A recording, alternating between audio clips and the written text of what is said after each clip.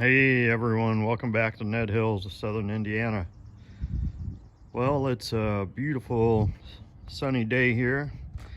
Got the old tractor out. Figured we'd do a quick walk around on this thing and see what kind of condition we've got on this 1979 CJ7 that I picked up here last week. I got a new shop buddy here too. That's Buck. Say hi, Buck. He's just a little puppy. Born in December, so he already likes hanging out outside. All right, let's go ahead and take a look at this bad boy. Okay, let's just start out at the front. Check it out. First things first, got a big old lift on here. 2.5, 3 inches, I'm not sure. We're gonna end up pulling that off. I don't much care for the body lifts, and I don't much care for the 38s that are on it. So here's probably why. Like, the height of this thing is literally goes up to my waist. So I can't get in it. We got to get it back down to earth. Had some decent chrome wheels on it at one time there. Those are obviously just about corroded up. We've got an interesting little bracket welded on here for the extended shock mount. So not sure what's going on with that. Probably cut them off, put a new set of them on, get that cleaned up. The frame's in surprisingly good shape for a 79 in Indiana. I figured it'd be all, corroded up, kind of like these headers. This one's barely hanging on. We'll see on the other side that it's completely broke off. So we got some floor rot here. We'll have to work on that. A little bit on the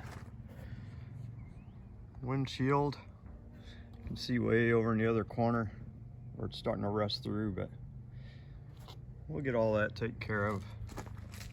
I had something hanging up here. Not sure what's going on there. What that was, probably a light bar. Those were popular back in this Jeep's day. Big old lights up front.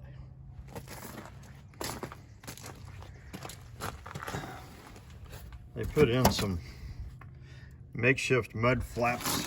You can see this header's all broke off. I was told it has a 304 in it. We're gonna do some investigating and see if that's the fact or if it was something else. Got some more floor rot here. But again, the frame outside of these mounts like this one will need replaced. A bunch of tub work, get that lift off of there. You can see where they did some additional shocks here. That broke out of there. We have to clean that up, get that cross member fixed. This frame back here is surprisingly solid, like I said, for being an Indiana Jeep. Got a little work to do here. Some holes in here. But we'll get all that looked at, taken care of. The top is in surprisingly good shape also. Don't see any corners ripped out of it or torn up. The door won't open. Handle's locked up. So we got to do a little work there.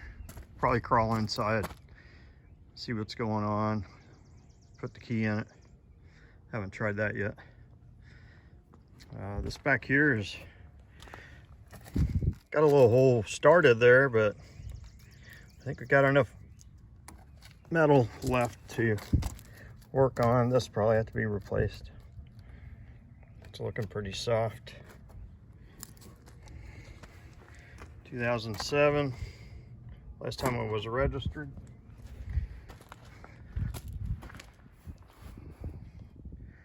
Big old monster tires. Take a look inside here.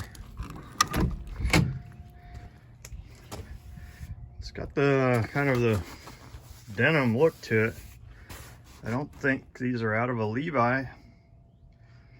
I mean, you got the blue stripes on the outside and the Renegade on the hood. I didn't see any stickers on it that say Levi on it, but I don't know, maybe somebody knows more about these, why it would have this, you know, the denim look to it if it's not a Levi edition. I don't know if they did that all of them back then or what.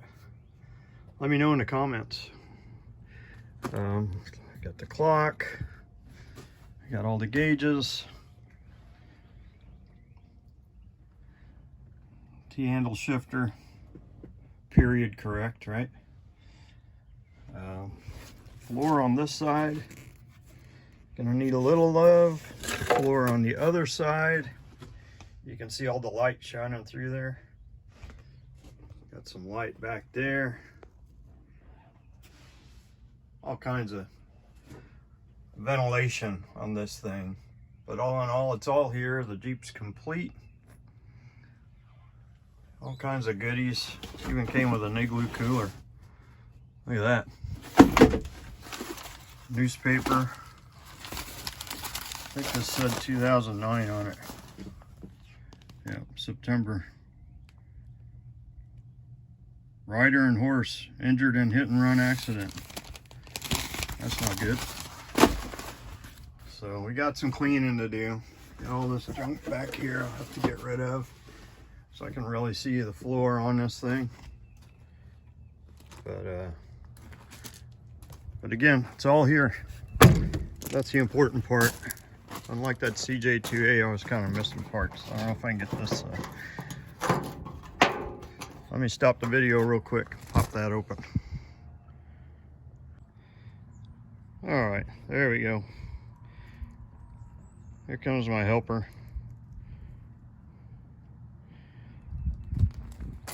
All right. Here's another reason it's got to get lowered back down to earth. Like, this is literally over chest high to me, so holy cow. Got the V8, put some chrome on it.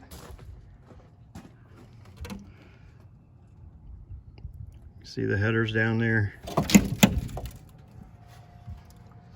Carburetor, I'll probably pull that off and get it soaking. I want to try to get this thing running. Be step one, just see. We had to turn it over with a battery pack before I bought it, so I know it at least turns over some. And the guys said they messed with it a little bit and got it to hit with some starting fluid. So we'll just have to see what happens. The steering column is just, anyway, that's the story on the engine. Steering column is all jacked up. I forgot to show you that. And, you know, the key doesn't always make contact. So I'm thinking the switch, it's got a little bar on it that goes down through there from what I can tell, and it may not be making contact with the switch. So steering column out, try to rebuild that, get it to working, and get this carburetor off, soak it in some non-ethanol, like lawnmower gas. See if I can get things loosened up and maybe get this thing running on that carburetor. That's a long shot, but we're gonna give it a try. All right, guys. This is it. Have a good one. See you, Buck.